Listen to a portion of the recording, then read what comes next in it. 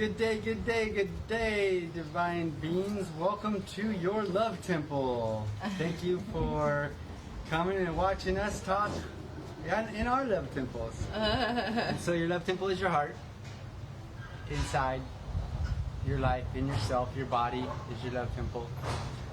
Today we're talking about our medicine path and the journey of our medicine path, which all started at the Love Temple in Big Bear Lake, California, when medicine came and knocked on our door, and we were asked to serve the ayahuasca medicine. And that became like our real step into the service of medicine, I would say. And it was an even deeper step into service for me. Yeah.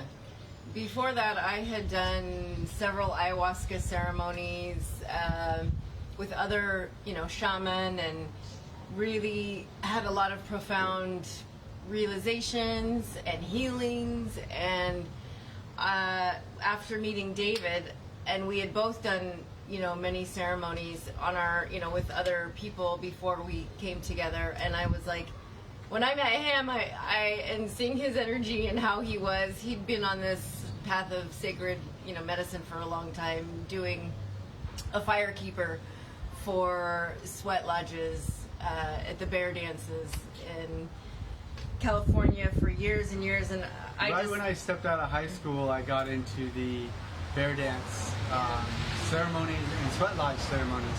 So I learned about the natural medicines, not quite like the sacred medicines of like ayahuasca and things like that. I kind of started hearing about them on my path. Yeah. But then not towards the year before we got initiated did I have ayahuasca. Came to my love temple to the door and said needed a place to serve. The medicine needed a place to serve. So. And I had set an intention.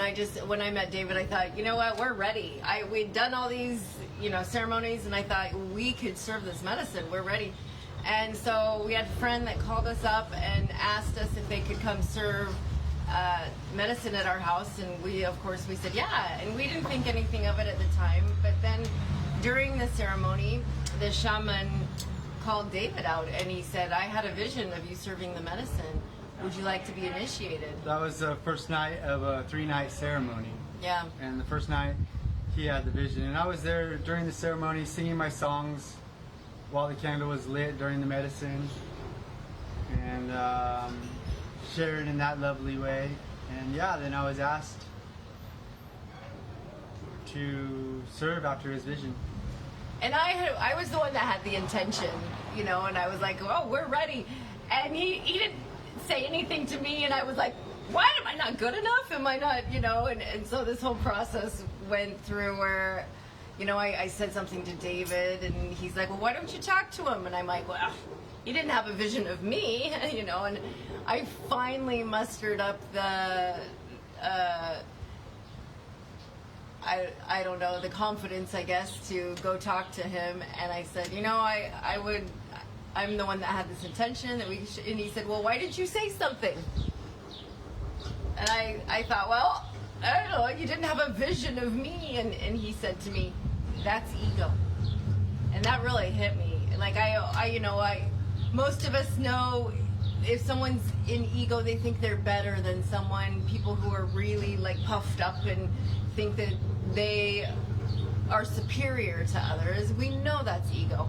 But also, ego is when you don't think you are as good as another, or, so either way is imbalance. If you think you're better than someone or less than someone, both are in ego, because we truly are one.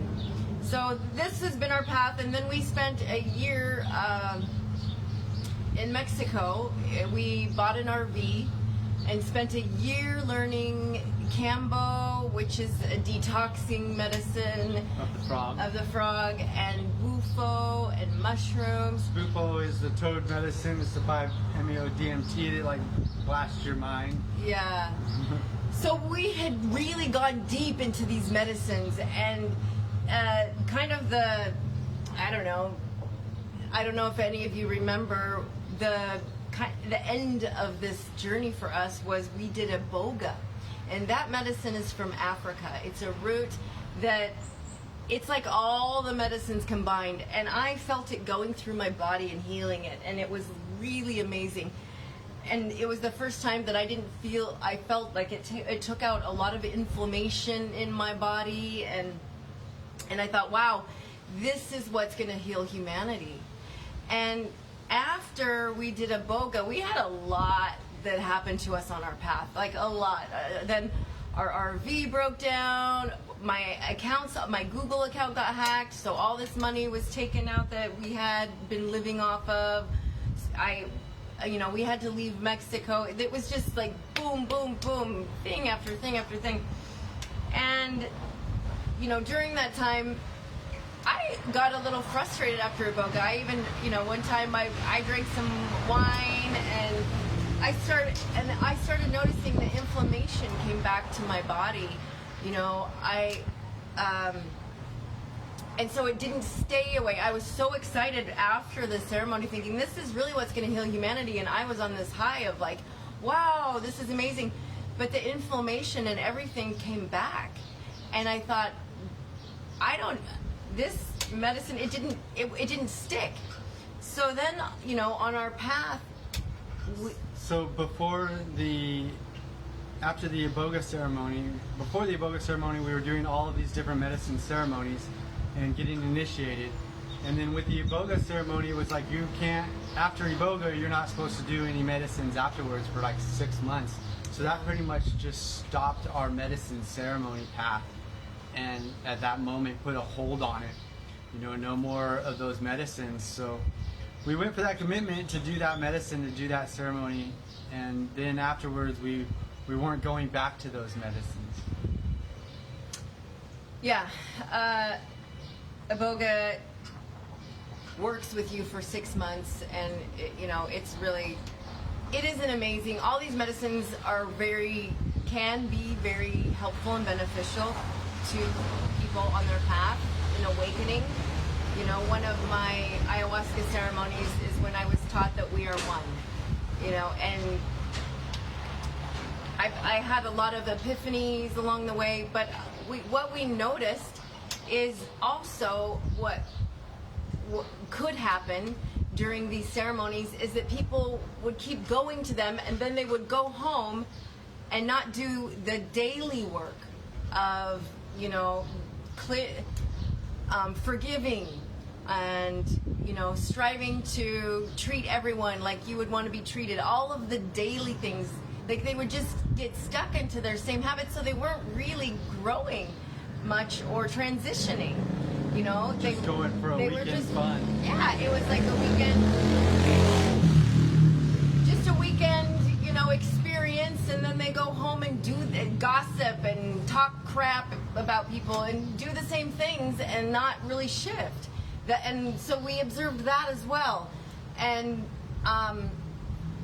the one thing that on our path, and I really thought that we were meant to serve Iboga at one point, and I was pushing for that, and we kept getting blocks and then after we did this 7-day, I did it first. David went to Mauritius. I had to block with my passport, and so I couldn't join him. And so in Mauritius, I was studying Sanskrit and the Vedic priesthood and the Vedas, and I came to a lot of realizations there that wasn't my path either. It was a path of sacrificing materialism for materialism, and a path of suffering and doubt and confusion and all sorts of things, just like all the other religions I had studied. And so I decided not to go that path anymore, and came back and got the call to come to Mexico. And by the time we planned on coming to Mexico, that all shifted, and here we are in this beautiful place, working on our website. And when we moved down here, the day before we were to fly down here, we started our 7-day fast. And I had done a 7-day fast prior to that, because when I first came upon this knowledge, David wasn't really excited about it. He said, "Oh, I don't really want to do that." And I thought, "Oh, it's going to be too hard by myself, to do it on my own." She was saying that she wanted to wait till there was sun, because one of the big things was sunbathing. So we were Yeah. going to do it in Mauritius when she got there, and Yeah. it just kept being another week and another week and another week yeah, and it another drug week. She out. never made it. I never made it. Yeah, no, I didn't make it to the sun there. But you know, there are a lot of things that people said that I can tell you are not true from my own experience. They said, "Oh, it would be too hard to go raw in a cold climate." I did it in Portland when it was snowing, and it wasn't that hard. A lot of times we just think things, and they're limiting beliefs, but they are not actually true. It's just a thought that we have. So when I did that on my own, it was actually fairly easy, but I have been practicing fasting for a while. I have done several 3-day fasts, 5-day fasts. You know, being on the medicine path, we did a lot of 1-day fasts before ceremony. So we had practiced fasting a lot. If you've never practiced fasting, a 7-day fast might be really challenging mentally. I started out with the Native American way of dry fasting, and so I would practice doing 1-day dry fasts and stuff before I did my 2-day vision quest, where I did no food, no water for 2 days in the middle of the ceremony. And so I had been practicing dry fasting for a while, and then I found out you could fast while drinking water, and that just blew my mind. I was like, wow, okay. And so then I practiced that, and then I learned about intermittent fasting, and I was practicing intermittent fasting and just shrinking the time that I ate. And we have some guides available on our website about that, called the Eating Not Eating Guide in the Love School, one of the programs. But after all of these medicine ceremonies and everything, we have come to the conclusion that fasting is the best thing over any of these other medicines. And it's the most true healing. raw life. Yes. Like not just fasting, but detoxing your input. Detoxing your input and fasting. Like fasting, not just not eating, and not just taking times of not eating, but the big cleanse, but taking time of no longer eating this, and no longer eating that, and no longer eating anything that would bother us. Now in this true raw way, where we're truly eating raw, there is not the pain and the inflammation. There is not the pain in the joints that eating cooked food causes. Yeah, and we dropped a lot of things, and often in our minds, we think that we're going to be missing out if we drop these things. We dropped all the medicines, alcohol, tobacco, anything that, We dropped our RV, we dropped most of our stuff, we dropped everything smoking, to come anything. here. We've dropped alcohol, we've dropped anything cooked, anything fried, anything that's not alive. And we're doing that for ourselves. Yeah. We love the life that we have, and we're only putting life in, and we don't want anything dead in us. That includes reading dead scriptures written by dead people. Yeah. No need. Live. The word of God is the trees, is the wind, is the sun, is our hearts. It's all right here. We don't need it outside. The people in front of us that we're connecting with. It's our loved ones. It's everything. Yeah. So, from our experience, this is the way to truly heal our bodies from any disease. And this is the best way that we've found for everything. And we've shared our programs to explain the different things that we've learned along our way, from mindfulness to love, to loving yourself and unconditionally loving yourself and unconditionally loving everything. And then with that non-violence, you get to the point where you don't want to eat anything that's not alive and been through a good process, rather than eating things that have been killed and had a horrible life because of us wanting to eat it. So it's been a beautiful transition. It's been a beautiful life. I feel I have so much energy. I need barely any sleep. I have no issues. David had a lot of mucus and inflammation before, a lot. And some like arthritis and a lot of snot and like allergies. He doesn't have that anymore. And I can tell you, I was having perimenopause symptoms where I was getting hot flashes and my cycles were not being regular. I mean, I am I am a grandma after all, so I thought, well, this is normal. Those symptoms have completely stopped since cleansing my body temple and going raw. So I can attest to you from my experience that this is truly the way to heal our bodies. Yeah, and the way of getting there is that self-love. So yeah, Leaf, if you want to start out, basically go to our website and check it out. Check out our love school. You could also check out our love service and book a consultation. There's but free we really consultation. recommend you to check out the love's service. Is a really beautiful lessons that we have that really can get you past those things that you're talking about here and help you understand your love for yourself better, understand love better. And also we have the course of practicing fasting. We have it all out there ready for you to check out. All you have to do is make that decision and that choice that you're ready to step into your body temple and step into treating it right. You're in it already. Now, do you want to treat it right? It's your house, it's your temple. If you want to love yourself and your surroundings and everything more, we want to share what we've learned on our path, and we have it here for you because we love you so much.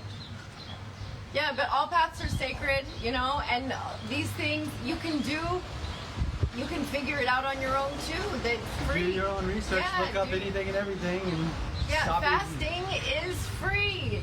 Anybody can do it. If you want our guidance and help, we're here for you. We love you. But the thing with this that I love so much is that it doesn't exclude anyone. You don't need anything outside of you to do this, except your willpower, that inner conviction that you want to be the best version of yourself and you're willing to do whatever it takes.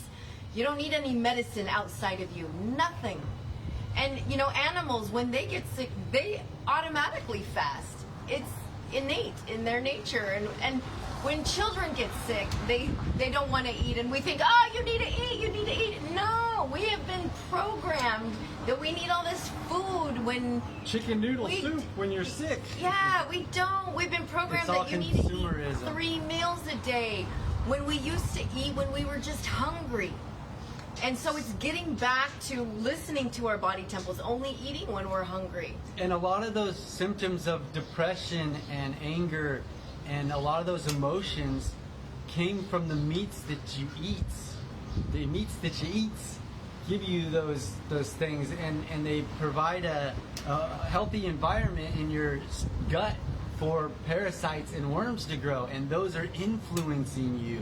Those are voices in your head. Those are talking shit to you, and they're wanting you to eat more and craving and telling you can't do this. So once you get away from those things, your attitude changes, your mind changes. There's not stuff in it. And in our eating and not eating guide, it really explains how good a 24-hour fast is for you, how different things in your body start shifting, and you start shifting off of digesting to healing and to creating. Your brain cells at one point start firing off and making new brain cells. Your white blood cells start going out at one point with fasting. With fasting, at one point, your body starts eating the tumors and the bad, sick scar tissue and the things you don't need. Yeah. It's the most beautiful thing. And we've learned it and put it out there to share. And you can do all your own research. We just want to share the good news and the good word of love life and loving your temple and stepping into your power. Yeah, really, your divine sovereign power. When you do have those parasites, you're not in control. They're telling you, I want sugar, I want something salty French and fries fried. and burgers. Yeah, they're the ones like really controlling you and what you're eating, and until you cleanse completely, which includes enemas. You cannot fast without the enemas, because I am telling you from my experience, after going through the fast, I didn't eat for several days, and with an enema, stuff was still coming out. And when it's blocked and stuck in you, that's going to create an issue. And that's the main thing is to practice love, practice mindfulness, practice fasting, and then that's preparing you for your 7-day, no food, just water, enema cleanses, and sunbathing to really just flush your whole body, your whole system, and prepare you for your new true raw life. And we are doing a retreat this winter in Northern California for that 7-day fast. We're going to be doing it again to be part of this retreat and to help ourselves again. We're going to do it at least once a year, but we'll be doing the fasts and the guides more than that. We'll be doing retreats more than that to help other people get through this if they need help. We're also going to be building an online course that you could do it yourself, but there's these steps that we will recommend that you do before you get to that point. But do whatever you want. Yeah. Yeah, I mean, really, you have free will. You can choose and do whatever you want. You can keep eating the Or toxic do whatever stuff. your worms want. Yeah, do whatever your worms want. It's cool. We don't judge. And we love you no matter what. It doesn't Yeah. matter if you live healthy or not. We're living healthy and we're happy, and we're happy to see that you're alive. And if you die, we're still happy to see that you lived. Like, we're still happy no matter what. We love you no matter what. So we thanks love for you and your expression and who you are and what you do. We appreciate you. Thank you for being here. We love you. We love you. Yay. But yes, any of these things you can figure out and do. You don't, if you want help, we're here for you. But the beautiful thing about this path is it is completely free for any of you. Yep. And do your research. And also check out our website if you'd like. thesdiccinc.com. The Stick Inc. Sustainable Development Inspiring Communities. So we've The created Love Temple. a non-profit to create sustainable communities where we grow our own food, we have organic food, and we're living off the land and helping each other. That is our vision. And if you would like to get in on that vision, join us. Join us in our website. Start chatting. We have even an app now that we can chat with people and connect community. Every Sunday, too, we have a free heart flow. You can sign up, at the for website. that on the website. It's free, connects us in community, gets us talking about co-creating what we want to see in the world. We're here to co-create together. And, we are one. And getting together to co-create what we want to see in this world is what we are here to do. Yeah, all of us together. Yes, we be the we that we be. We. We love you. Check out our website, thesdiccinc.com. Yeah, and if you're inspired to do, start creating community and developing stuff like that, start talking with us. Let's create. Yeah, when you sign up for the Heart Flow, you also put you in our Heart Flow group, and you can access it on the app or on the website. Either way. And you can become a member, and you can join friends with other friends, and we can keep conversations going, and we have conversations going.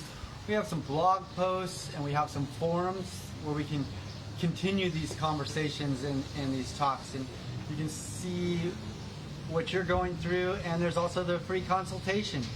And if you're down here in Mexico, we do free heart flow on the beach tonight. Yeah, tonight. 6 o'clock. Yesterday we did one. We brought some. We'd made some milk from coconuts, just raw coconuts. David, with his hand, scraped the meat out of the coconut. He hurt himself pretty good doing it, and we blended that up and made some coconut milk and added some raw cacao and a little cayenne and maca. It was so divine. And took it down and shared it with our family, the ones who came. So yeah, you can come visit us in Mexico. We'll hang out. Yep, we're just north of Puerto Vallarta, so Yeah. you're always welcome wherever Wherever we're we at. are. We love you. Love, love, love, love, love. Appreciate you. Mwah. May you have a beautiful day. May you see all the love in your life. May you be grateful for it. Say thanks, love, for it. May you see smiles and abundance and everything that you need. Thanks, Love love, you. thanks, love, thanks, love.